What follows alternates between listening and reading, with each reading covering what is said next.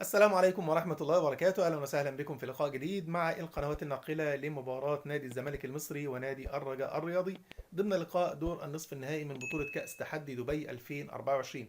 لكن قبل الدخول في التفاصيل، لو دي أول مرة تشرفنا في القناة تسعدنا باشتراك وتفعيل جرس التنبيهات عشان دايما يوصلك كل جديد. وما تنساش تسيب توقعاتك لنتيجة هذا اللقاء المهم.